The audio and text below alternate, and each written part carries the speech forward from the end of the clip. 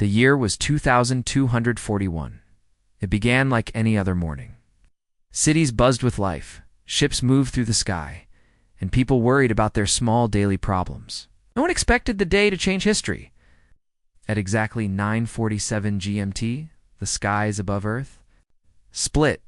It was not lightning. It was not a storm. It was a wound, a tear in the air itself, stretching from horizon to horizon. A blinding white light poured through, so bright that people in every corner of the planet saw it at the same moment. Airplanes froze mid-flight, their systems glitching. Satellites went dark. Every screen, every radio, every piece of communication went silent. For 60 long seconds, Earth held its breath. Then, out of the wound, it came. A structure, if it could even be called that, drifted into low orbit. It was not a ship in the human sense. No thrusters, no engines, no lights. It was a colossus. Bigger than any human-made station, its shadow stretching across entire continents. Its shape was strange, like pieces of mountains fused together with smooth black metal. It looked alive in some places, dead in others. Parts of it shifted like breathing skin, while other parts remained as still as stone. For hours, it just stayed there. No signals were sent. No ships left it. No movement came from its surface. But Earth changed the moment it arrived. The world reacts, governments panicked, borders closed. The United Nations went into emergency session, but their voices were drowned by fear on the streets. Some people prayed, others rioted. Conspiracy. Channels claimed this was the end, and the weather began to change. Snow fell in the middle of the Sahara Desert. Monsoon rain struck the frozen lands of Siberia. The oceans near the South Pole began to boil. Scientists couldn't explain it. Every natural law seemed to bend around the presence of the thing in orbit. In a hidden base deep under the Rocky Mountains, the Global Science Task Force gathered. It was the first time in history that every major power had shared their best scientists in one room. The base was crowded with soldiers, screens, and nervous whispers. Dr. Helen Ward, a climatologist, stared at satellite images of Earth's weather patterns twisting unnaturally. Beside her, Dr. Amir Kuretzi from Pakistan muttered, "This isn't random. It's like they're testing the planet." "They?" Helen asked. He looked at her, his face pale. Who else could cause this? The summons the scientists were led into a briefing room. A general in full uniform stood at the front, his voice heavy. "You have all been chosen because your countries trust you. You are now under direct global command. You are not to speak to anyone outside this base until we tell you." On the wall behind him, a massive screen showed a live image of the object in orbit. A red circle highlighted strange movement, patterns glowing along its surface like veins under skin. "They've arrived," the general said slowly. "And nothing will be the same." Silence filled the room. Midnight for 2 days, the object hung there. The weather grew worse. Communications between some cities failed for hours. Reports came in of strange magnetic fields causing animals to flee inland or swim to new waters. People began to notice. Something else. Time felt wrong. Some clocks skipped seconds. Others ran slow. Pilots complained that their instruments refused to give the same readings twice. Then came midnight. Every single piece of human technology, from the smallest phone to the largest supercomputer, shut down at the exact same second. Lights went out in every city. Airplanes went dark midair. Hospitals lost power. Cars stopped in the streets. The world was silent. It lasted for exactly 60 seconds. When the systems returned, all screens, every phone, every billboard, every TV showed a single word in bright white letters: prepare. Aftermath panic exploded. World leaders argued on emergency channels, but nobody knew who the message came from. Some claimed it was a hoax. Others feared it was a declaration of war.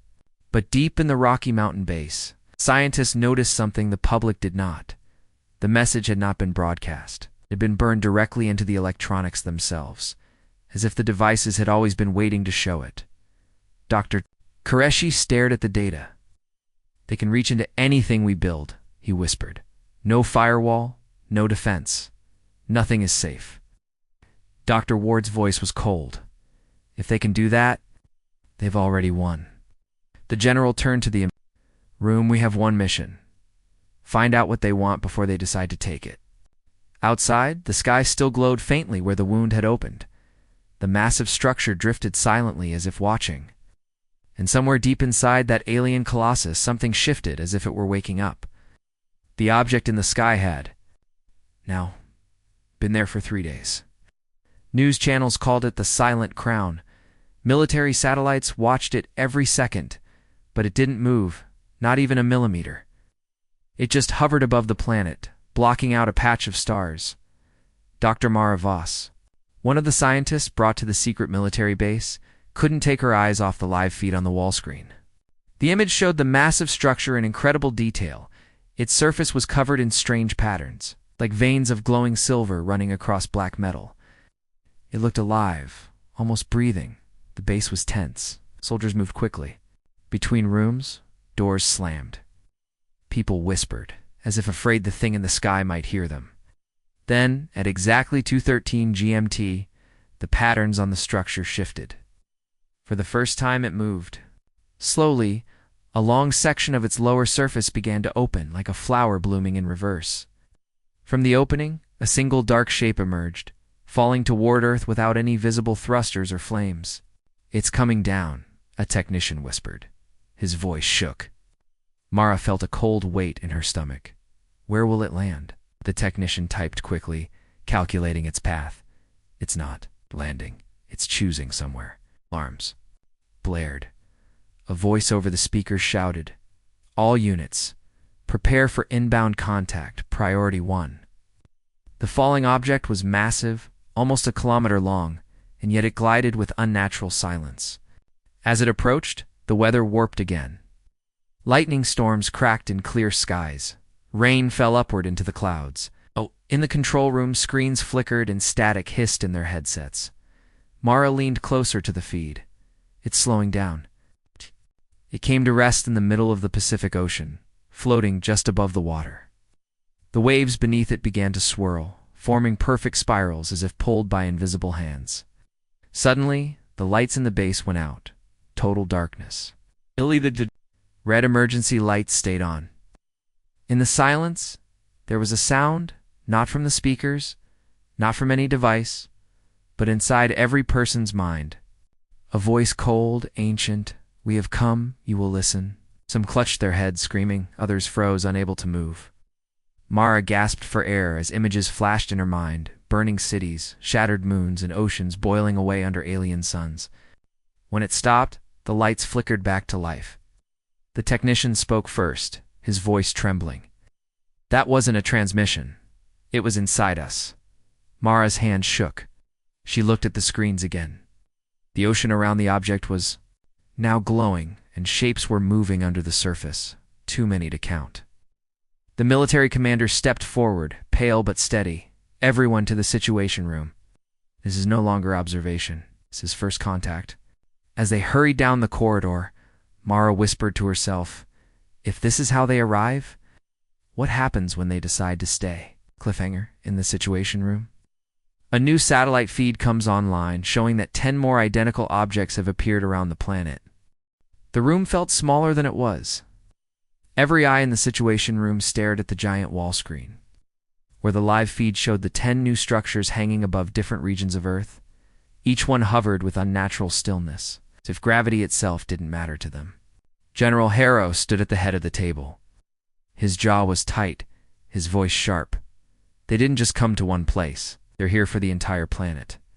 Dr. Mara Voss sat near the end of the table, her heart still pounding from the voice in her head.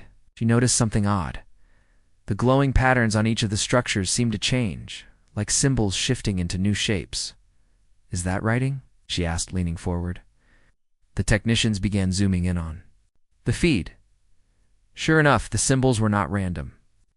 Each one was forming a sequence, as if spelling out a message, but in no language humans had ever seen. Then, without warning, every symbol on every structure flared bright white. The screens in the room glitched. and that same cold alien voice returned, but this time it was different. Not just in their heads, this time it came through. The speakers as well, layered and echoing in impossible tones. You have been seen. Your world is marked. Prepare for the trial. The word trial hung heavy in the air. No one spoke for several seconds. Finally, one of the younger officers broke the silence. Trial for what? No answer came. Instead, the structures above Earth began to emit beams of light that reached down to the surface.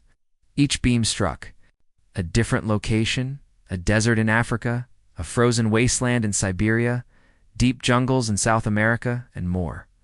Tracking beam locations, the lead technician reported quickly. Wait, they're all uninhabited? Harrow frowned. That's impossible. They knew exactly where to place them. On the main feed, one of the beams in the Pacific Ocean began to flicker. Then the water erupted, and something huge rose from the depths. It wasn't a ship. It wasn't a creature. It was a structure, black metal like the object above, but twisted into strange spires and arches. It pulsed with that same glowing pattern, Mara whispered. They're building something here? The voice returned louder now, and this time every light in the base dimmed. Only the strong remain. Show us, or be erased. Around the table, the meaning was clear. This was not peaceful contact. This was a challenge. A test humanity had not agreed to. Harrow slammed his fist on the table. Give me every world. Leader on a secure line? They want a trial? We'll decide how to answer it. But Mara wasn't listening anymore. She had noticed something horrifying on the live feed. In one of the other beam locations, deep in the Sahara Desert, something was walking out of the light. Tall, thin, shimmering like heat haze. And it was moving fast. The first sighting came from the Sahara.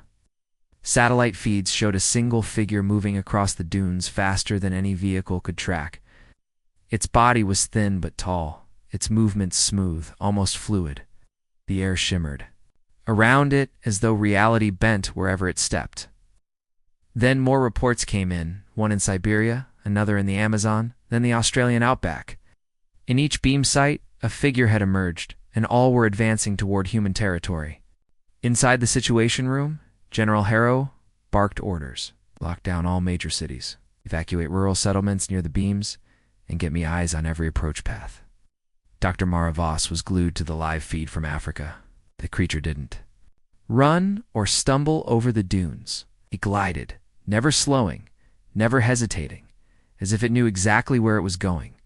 Suddenly the alien voice returned, this time not in their heads, not through speakers, but through every device on Earth.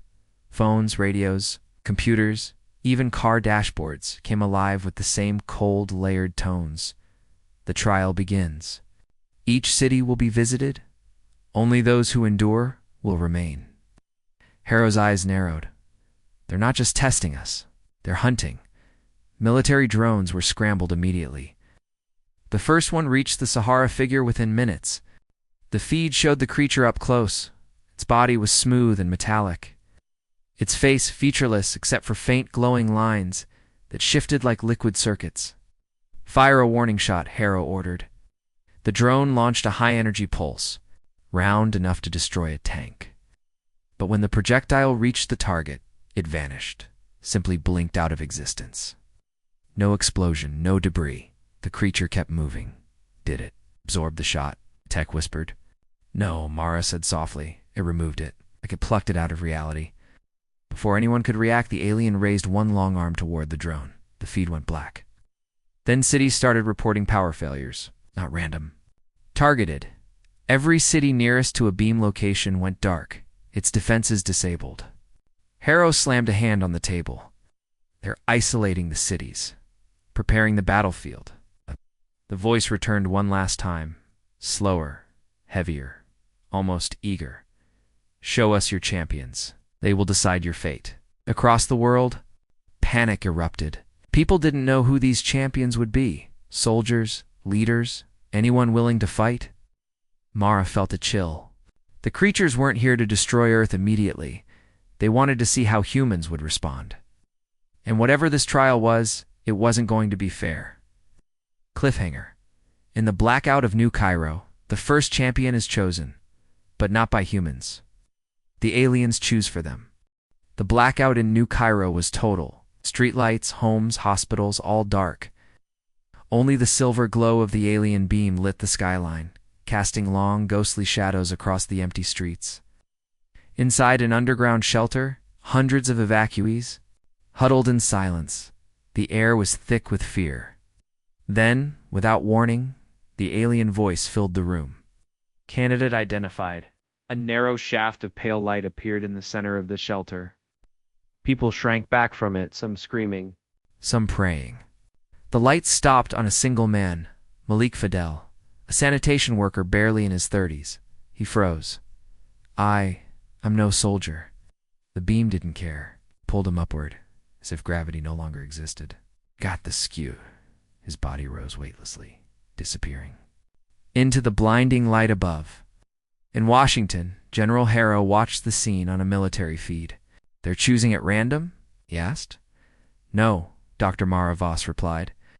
Not random, purposeful. They're selecting people who shouldn't survive to see if they can. Moments later, similar reports came from other beam sites. A teenage girl from a rural village in India, an elderly fisherman from the coast of Chile, a prison inmate from Eastern Europe, a young mother from Alaska carrying her infant. Every selection made less sense than the last. None were fighters. None had weapons training. They're mocking us, Harrow muttered. They want to see us break. On the Sahara feed, Malik was dropped onto the scorching desert sand. Standing before him was the alien figure, smooth metal, featureless face, tall enough to block. Out the sun? Malik stumbled back, shielding his eyes. What? What do you want from me? The alien's voice came not from its mouth. It had none, but inside Malik's head. Survive, win, decide. Then, without warning, the sand around him shifted. Shapes rose from beneath, bone-like creatures, their spines curved like hooks, their skulls eyeless, but full of teeth. The trial had begun. In the Situation Room, Mara leaned forward, heart pounding. They're forcing untrained humans into combat, and broadcasting it live to every alien world watching. Harrow's jaw tightened. This isn't war, it's entertainment. The ancient weapon, Malik's fingers closed around the strange object buried in the sand. It was warm, too warm for the scorching desert, and it vibrated faintly like it was alive. The creatures closed in, their spines rattling like dry bones in the wind. Malik didn't know how to fight, but when his grip tightened, the object pulsed once, and the sand exploded outward. A wave of force hurled the beasts away, leaving Malik standing in the center of a perfectly circular crater. The alien figure tilted its head, watching him closely. It responds, the voice inside his mind whispered. You are compatible. In the command center, Dr. Mara Voss's breath caught. That's impossible, she muttered, pulling up ancient data. That design matches no alien tech on record. Not theirs, not ours. General Harrow stepped forward. Then what? Is it? She looked up, her face pale. It's older than both. Above the desert, more alien ships descended, but they didn't fire. They simply hovered, as if they too were waiting. Malik, still clutching the humming artifact, suddenly saw flashes, visions of Earth thousands of years ago. Not empty, but ruled by colossal beings of light and shadow. Humans were there too, primitive, but chosen as guardians for something buried deep in the planet's crust. The voice returned. You carry the last key. The war is not for Earth. The war is for what lies beneath it. Then the ground shook violently. Far below, something massive began to awaken. In the skies over New Cairo, the alien mothership opened for the first time, not to attack, but to reveal a chasm of darkness inside, pulling in clouds and light itself. They didn't come to conquer us. They came to stop what's waking up. Malik looked up at the sky, feeling the artifact's power surge in his veins. His fear was gone. Then I guess it's my turn to fight. The alien figure nodded once. Not just yours. Humanity's. As the desert split wide open and the first glimpse of the ancient titan emerged, the feed went black.